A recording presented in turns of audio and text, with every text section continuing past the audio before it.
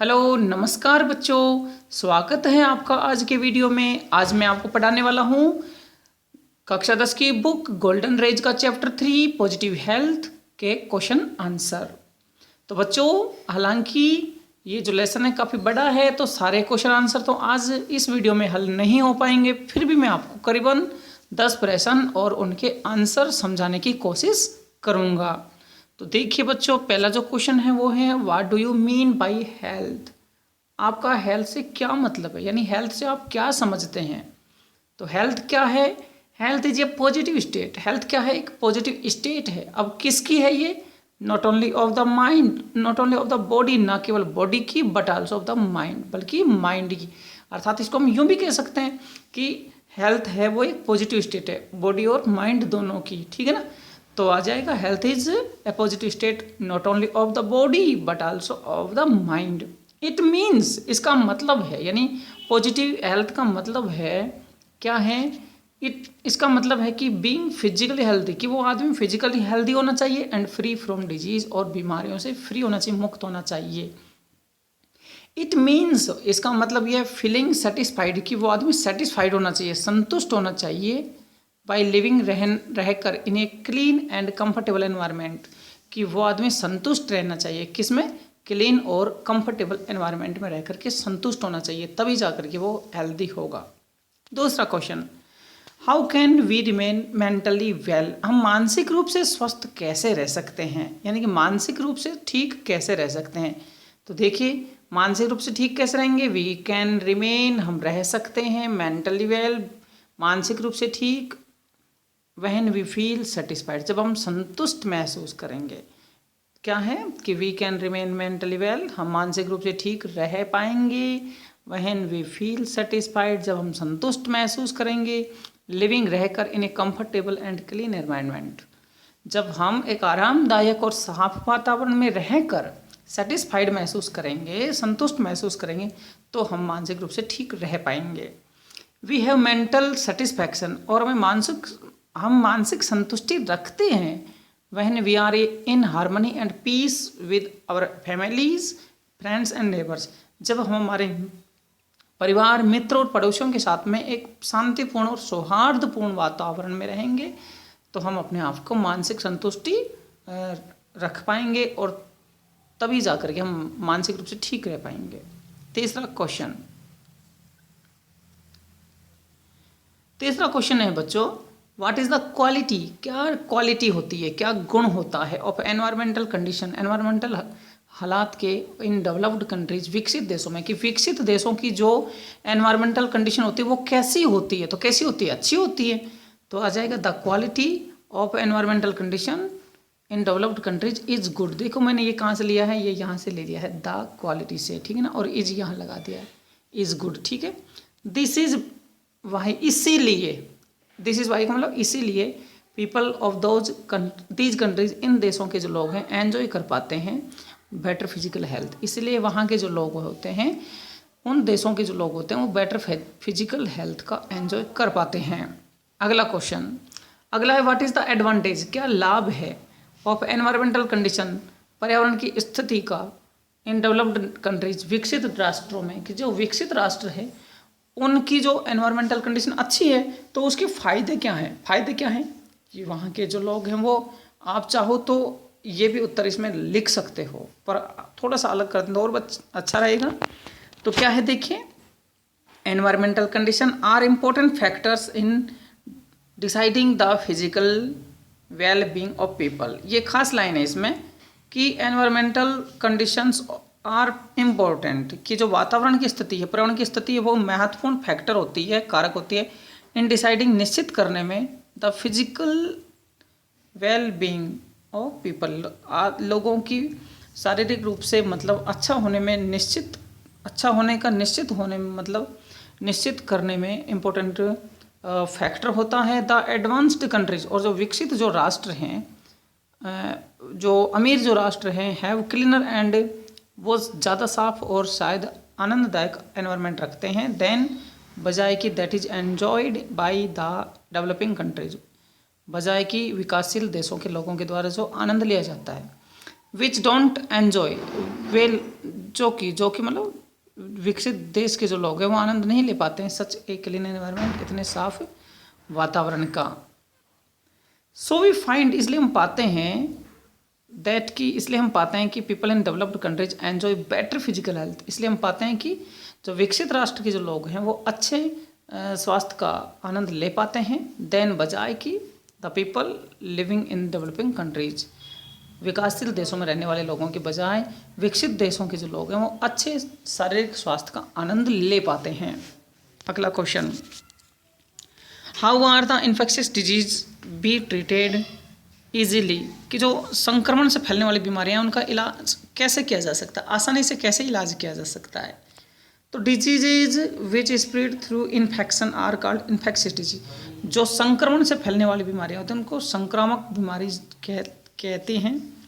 We definitely need, और हमें निश्चित रूप से ज़रूरत पड़ती है प्रॉपर मेडिकल केयर, सही चिकित्सक देखभाल की, टू क्योर देम, उनका इलाज करने के लिए। तो उनके लिए हमें ज़रूरत किसकी पड़ेगी, वी नीड प्रॉपर वैक्सीनेशन, एक तो हमें उनके सही टीकाकरण की ज़रूरत पड़ेगी और साथ में हमें इम्यूनाइजेशन की, रोग प्रतिरोधक दवाइयों की ज़रूरत पड़ेगी अगेंस्ट इन्फेक्शियस डिजीज। संक्रमण से फैलने वाली जो बीमारियां हैं उनके खिलाफ यानी उनके बचने के लिए हमें प्रॉपर वैक्सीनेशन की ज़रूरत पड़ेगी और इम्यूनाइजेशन की ज़रूरत पड़ेगी। अगला है व्हाट इज़ द एटीट्यूड, क्या दृष्टिकोण होता है, क्या नज़रिया होता है, क्या सोच होती है ऑफ डॉक्टर्स, डॉक्टरों की towards better health in developed countries. जो विकसित देशों के जो डॉक्टर होते हैं उनकी अच्छा स्वास्थ्य के प्रति क्या सोच होती है, कि मतलब वो क्या सोचते हैं कि अच्छा जो स्वास्थ्य है वो कैसे प्राप्त हो सकता है। तो वो यही सोचते हैं कि मेडिकल फैसिलिटीज़ अच्छी होनी चाहिए और वो लोग इग्नोर कर देते हैं सोशल जो फैक्टर्स होते हैं ना, सामाजिक जो मतलब मेल मिलाप होता है, दोस्ती वगैरह, उनको वो इग्नोर करते हैं। तो देखिए क्या है द एटीट्यूड ऑफ डॉक्टर्स, डॉक्टरों का जो एटीट्यूड होता है, दृष्टिकोण टुवार्ड्स बेटर हेल्थ, अच्छे स्वास्थ्य के प्रति डेवलप्ड कंट्रीज, विकसित देशों में वो इग्नोर करते हैं सोशल फैक्टर्स। वो सोशल फैक्टर को क्या करते हैं, इग्नोर कर देते हैं। The people enjoy better physical health, वहाँ के जो लोग हैं वो बेटर फिजिकल हेल्थ का आनंद लेते हैं लार्जली, काफ़ी व्यापक रूप से, टू इम्प्रूव्ड मेडिकल फैसिलिटी, वहाँ की इम्प्रूव्ड मेडिकल फैसिलिटीज़ के कारण, यानी वहाँ की जो मेडिकल फैसिलिटीज़ है बहुत ही सुधरी हुई हैं, उसकी वजह से वो अच्छा आनंद ले पाते हैं फिजिकल हेल्थ का। दे टेंड टू इग्नोर, और वो इग्नोर करते रहते हैं, अवहेलना करते हैं अदर इम्पोर्टेंट सोशल फैक्टर्स, जो दूसरे जो सोशल फैक्टर्स है, सामाजिक जो कारक हैं उनकी वो अवहेलना करते हैं। अगला क्वेश्चन है व्हाट इज़ द डिसएडवांटेज। अब देखो इसकी हानि भी है, ये सोशल फैक्टर को इग्नोर करते हैं तो इसकी हानि भी है। तो क्या है, देखिए क्या कह रहे हैं, what is the disadvantage of decline of human values in developed Nations, कि डेवलप्ड नेशन में यानी विकसित राष्ट्रों में जो मानवीय मूल्यों की अवहेलना करते हैं, मानवीय मूल्य मतलब कि जो सामाजिक जो अच्छाइयाँ हैं उनकी वो अवहेलना करते हैं, तो उसकी हानियाँ क्या क्या हैं। इट इज़ ट्रू दैट, ये सत्य है कि इन डेवलप्ड कंट्रीज, विकसित राष्ट्रों में, पीपल एंजॉय फिजिकल हेल्थ, कि लोग फिजिकल हेल्थ का आनंद लेते हैं देन बजाय कि इन द डेवलपिंग वर्ल्ड, विकासशील राष्ट्रों की बजाय।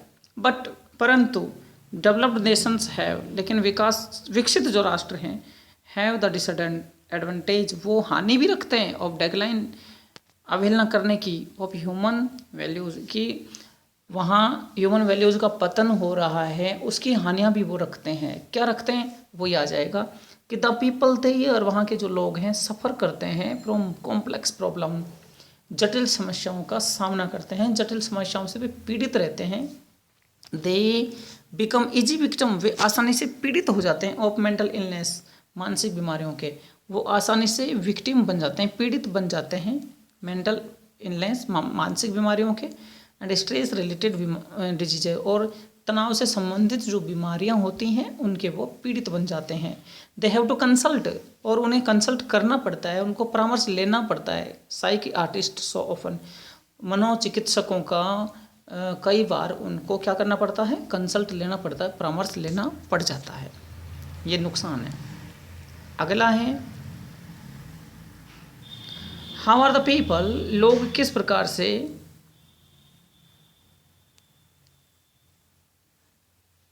How are the people in developing countries wasting their limited resources, कि जो विकासशील जो देश हैं वहाँ के जो लोग हैं वो लिमिटेड रिसोर्सेज को कैसे बर्बाद कर रहे हैं, वेस्टिंग कैसे कर रहे हैं। तो देखिए दोबारा से बताऊँगा मैं।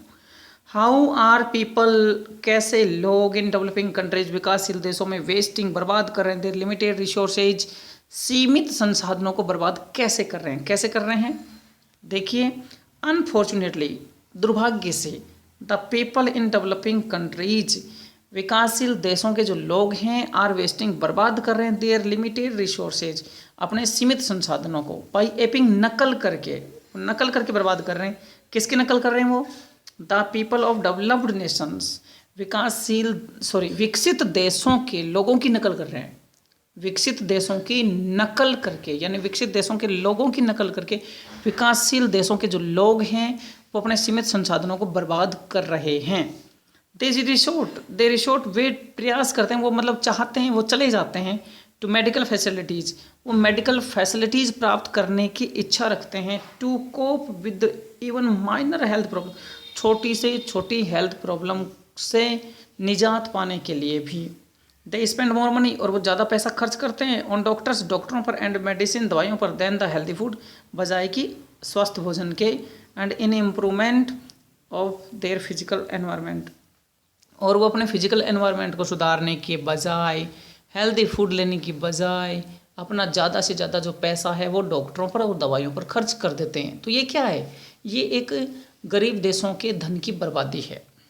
अगला question, what are the benefits, क्या बेनिफिट हैं, क्या लाभ हैं ऑफ यूजिंग होम रेमेडीज, घरेलू उपचार के क्या लाभ हैं, to maintain health, mental health. जैसे कि कई बार क्या होता है, हम गांव में रहते हैं और गांव के लोग, जैसे पेट दर्द हुआ तो घरेलू उपचार जैसे मेथी वगैरह ले ली, तो ये घरेलू उपचार है।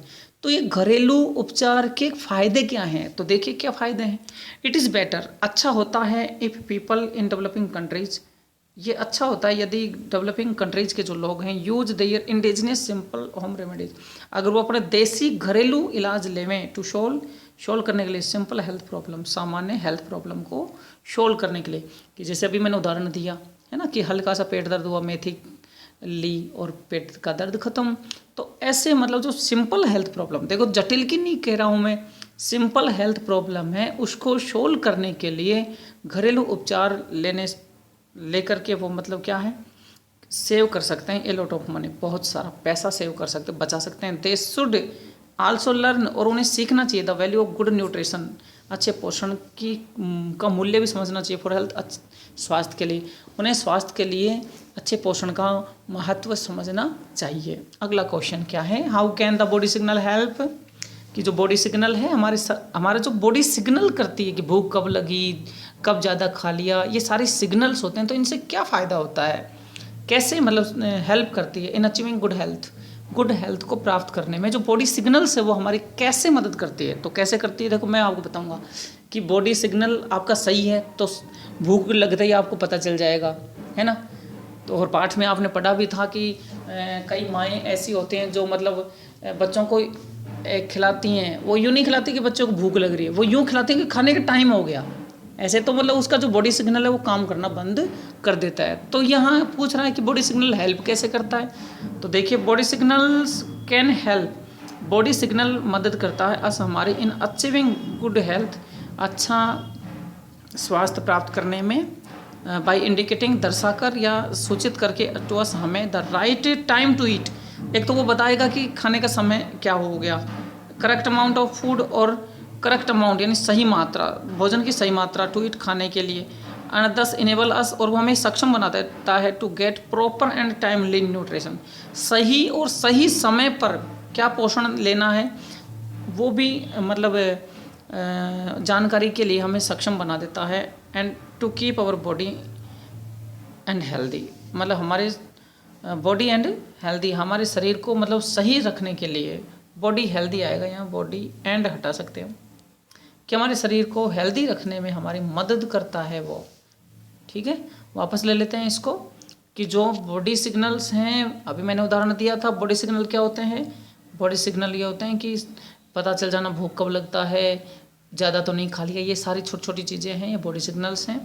तो ये हेल्प कर सकता है अस हमारी इन अचीविंग गुड हेल्थ, क्या प्राप्त करने में, गुड हेल्थ प्राप्त करने में हमारे हेल्प कर सकता है। बाय इंडिकेटिंग, दर्शाकर, टू अस, हमें बताकर, क्या बताएगा हमें, the right time to eat, खाने का सही समय क्या है, कि जो बॉडी सिग्नल है वो हमें बता देते हैं कि खाने का सही समय क्या है और सही मात्रा क्या है भोजन की, कितनी खाने हमें चाहिए, और 10 इनेबलिंग, और वो हमें सक्षम बना देता है to get proper and timely nutrition, सही और सही समय का जो न्यूट्रिशन है, पोषण है, वो लेने में हमारी मदद करता है, जिससे कि to keep our body health, जिससे कि हम हमारे शरीर को स्वस्थ रख सकें।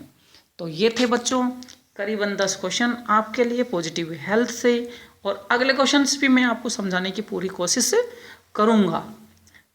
अगर आपको वीडियो अच्छा लगा तो वीडियो को लाइक करें, कमेंट करें, और अपने मित्रों को, जो भी आपके साथ में कक्षा 10 में पढ़ने वाले स्टूडेंट्स हैं, उनको शेयर करें, जिससे कि उनको भी लाभ मिले। और वीडियो देखने के लिए आपको बहुत बहुत धन्यवाद।